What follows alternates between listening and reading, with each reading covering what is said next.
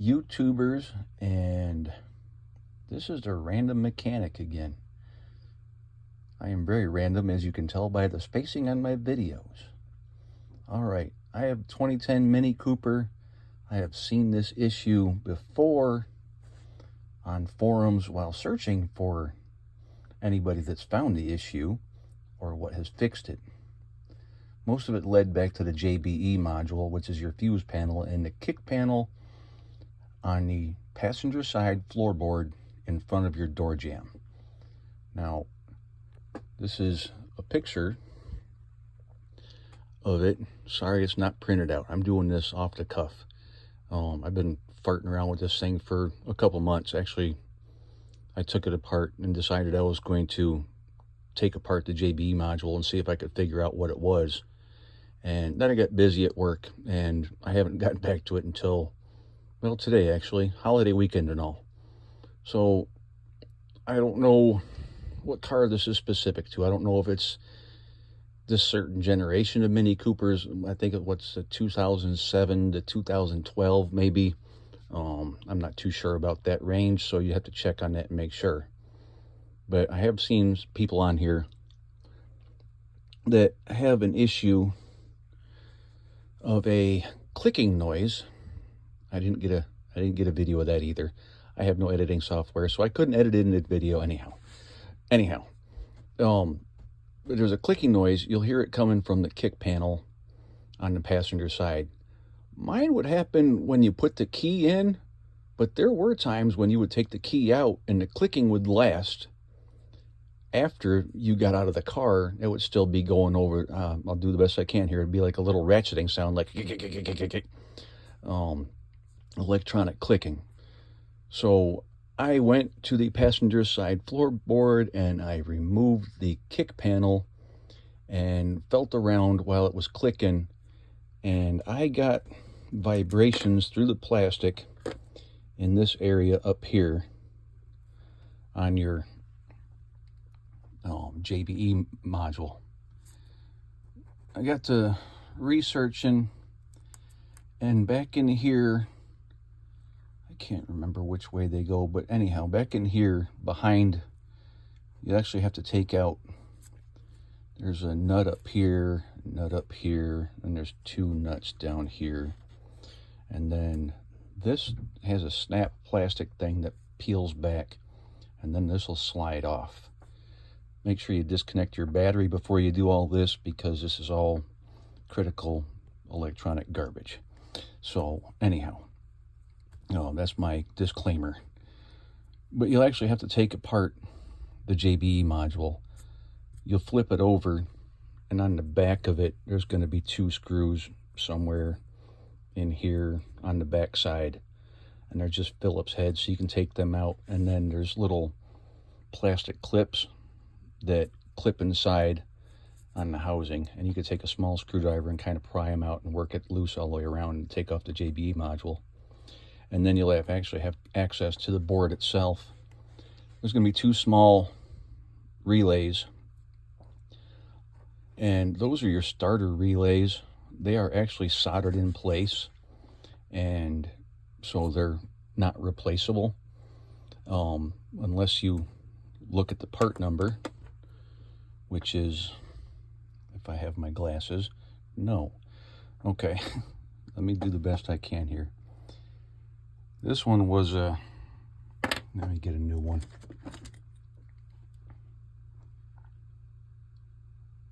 It was a TAIKO is what it was. I think it was a TCI. Let's see if I can get it to zoom in here. TCI. Anyhow, maybe you can read that. I got too much light going on here or something. There it is. Now, if you look online, you can find this. I actually found this, I'm assuming from the manufacturer, or maybe somebody that works for the manufacturer in China. This is a Chinese company, I believe, and I found it on eBay. It is the exact part number. It has 6 pins, and I ordered them from eBay for like $4 a piece, I think. I ordered 4 of them just because I wanted to have extras in case I screwed something up. This morning I went in and removed the solder on the back side of them, so they sit in here like this. Actually, one is opposite of the other. That one sat like this, and this one sat like this, I think, or opposite way. I think this one was actually like that, and then this one was, yeah, like that. Not that that matters, but I unsoldered them and cleaned out the holes where they went in the board, and then put in the new ones and resoldered them in.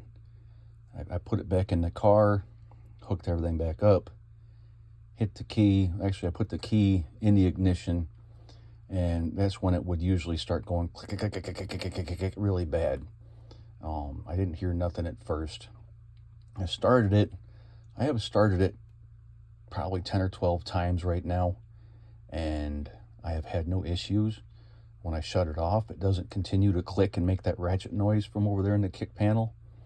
So I'm assuming that something happened to one of these relays on the inside, and it was fluttering in there, and it wouldn't actually kick the arm over to make the connection when it was kicked on by the other circuit. That's what I'm assuming. All I can tell you is right now it's working, and it didn't cost me $1,200 for a JBE module, or if you find them you can find a couple places around here in the States that'll actually rebuild them. And I think it's like $500 or $600, maybe $700 to get them rebuilt and have them checked out. Problem is with mine, when I talked to them, they wanted me to take out the JBE module, and they wanted me to take out the one underneath the dash. I don't remember what the heck that's called, but there's one underneath the dashboard that works in unison or works with the JBE module or something like that. So they wanted me to send both of those in. The problem, as I said, it's under the dash, and it's at the top of the dash underneath your dash pad. So that looked a little bit too rough, and I thought, well, I'd give this a shot first before I went ahead and destroyed the top of the dash. I've had this car for a couple of years now, and it's spent more time in the parking lot or in a driveway dead or in the shop than it has been driven. It's fun to drive, but it is a pain in the keister. Anyhow, the symptoms I was having, I had that, of course, I said, clicking from the passenger side floor kick panel. Now, like I said, when you put the key, it's the keyless ignition. Well, it's got the little fob, and then you push button start, obviously. But you put that in there, and it would depend. It was random. It did it more so than not, and it would start doing that ratchet noise. And then you'd hit the key, and it'd go boom, boom, boom, it was almost like your starter Bendix was kicking out, but it wasn't turning the engine over. It was kind of, or a dead battery. You get that sometimes if the battery's got enough charge on it, but it doesn't have enough to turn it over. It'll kind of make a bump noise. So it was doing that, and then that obviously that ratchet noise. And I want to say that the ratchet noise went away once you tried to start it. Once you push the button, the ratchet noise went away. But if you stopped with the start button, it would start ratcheting again. Now, I can't remember. It's been about 3 months since I've screwed with this. Or 4. Yeah, because I got it ready in the spring. I had it ready in the spring to go driving because it was cool, and then it died. So, yeah. Anyhow, so all summer I wasn't going to go work on it. It was hot. But anyhow, but I know when you took the fob out, that ratcheting noise would continue sometimes. And then I also had, you'd come back home, or you'd come back and the lights would be on. So I ended up disconnecting the battery. But I want to say it was like the brake lights or the tail lights. I can't remember which. But you had the lights were on, and I want to say marker lights were on too. And key wasn't in it, and I'd actually put the key in and pull the key back out, and the lights would stay on. I think if I tried to bump the starter and play with that a little bit, sometimes the lights would go off, but I usually just ended up disconnecting the battery. And so that was one of the other symptoms I had. And if I didn't hear the clicking noise when I put the key fob in, it would start right up. So I mean, then it would start. And if you turned it off and started it back up, it would do it. But all of a sudden, it would start doing that ratchet noise again. And that ratchet noise was kind of an indicator that you're stuck. It actually broke down where I work, and I put the key in, and it started doing that ratchet noise. It wouldn't start. But when I drove over to work, I put the key in, and there was no ratchet noise. It started right up. We drove fine. So that's kind of another one of the symptoms that I was getting. So we got, let's see, there are 4 clicking passengers. Kit panel won't start, lights stay on, and the clicking noise, no clicking noise, and it does that. So it's not really that difficult to unsolder these. I got a little work area where I come down and I can work on stuff like that. And if you do attempt to do something like this, I would highly recommend one of these. Now, this is just a cheap version from AutoZone or O'Reilly's or something like that. Soldering iron. The soldering iron like this, they just didn't get hot enough to get the solder loose. And then this one still took a little time to get it, but I used a small screwdriver like one of these, and you could wiggle it up underneath here just a little bit to get started on. Here we go. Yeah, you can wiggle it up underneath the relay like this just to get started, and you could put a little bit of pressure on it against the back side of the board, and then you could put your soldering iron up in here and start working on these and getting them softened up, and then getting the solder away from them, and then just keep on working it, and then you can kind of work your way back here.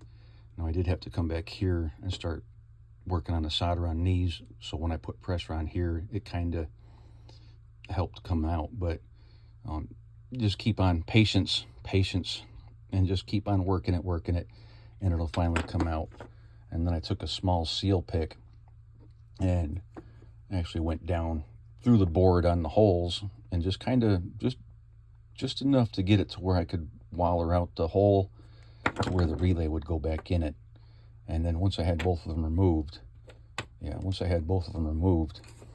I just put them back in there and then laid them down on something. I think I just laid them on this plastic box, but the board was on the top of it. And then that way you could keep pressure on it and keep your relay inside the board. And then just took some solder. It's just electrical solder, nothing special, and dabbed around it and resoldered them in. And then once that was done, put them all back together and carry it back out to the car, stick it in, and do your thing. Mine started up fine. Well, it didn't start up fine. Some idiot left this plug out, and it won't start without that plug in it. Actually, it has a really bad service light come on, and it won't communicate with your your scan tool. But I know who the idiot is, so anyhow. But once I got that plug in there, it took it a second to start because it's been sitting so long, but it started right up and it ran, and I didn't hear any clicking noise. Thank goodness. I'm about to go crazy if it did. But I will kind of keep you updated on that as we go along, or maybe I'll post something brief that says what it is. Now, I want to say this relay is dang, I got a light right here. Okay, the relay part number is a TC1-110-V as in Victor. It's TD TAIKO, TAIKO, 12-volt DC. And that's this right here. I'd show you. Well, there it is right there. So you can see that. Like I said, I found these on eBay. They were like $4 a piece. Some shipping from China. Thank you, China. Thank you for the guy in China or the lady in China that sent that to me. You're my savior. I'm glad we can find these parts online.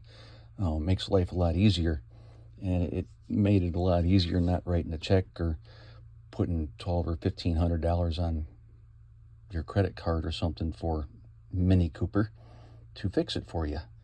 I kind of wish we would bring this stuff back to places that do repairs, is actually repairing stuff instead of parts changers. I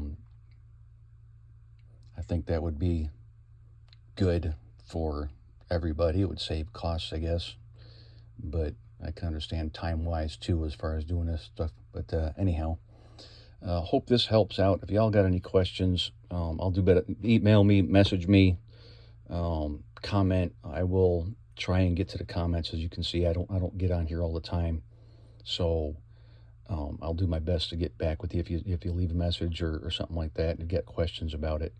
Again, I don't know exactly what years this is going to fall into. I want to say it's going to be this generation of minis, like I said, 2007 to 2012, maybe, I guess, is what this is going to be, what, the second generation. So I'm guessing that's probably what it's going to be. I don't know if this will apply to previous generation. It probably won't apply to the next generation, but who knows? Like I said, got any questions, leave a comment or message me through here, and I'll do my best to kind of explain it out or anything I can answer. Hope this helps out, and y'all be safe out there. And thank you for checking out this video. Like and subscribe if you liked it. I'm not a big YouTuber. I just put stuff out there that I think would be helpful, and I saw this on multiple places where people couldn't figure out, and they just told them to replace the JBE module or the other module that I was talking about that was underneath the dash pad. So I figured this would be good information for DIYers that wanted to try and fix it themselves. And I'm going to go back out here and turn the car off about 20 more times and see if it starts and make sure it's still working. And hopefully just took care of the problem. All right. Anyhow, thank you much, and y'all take care.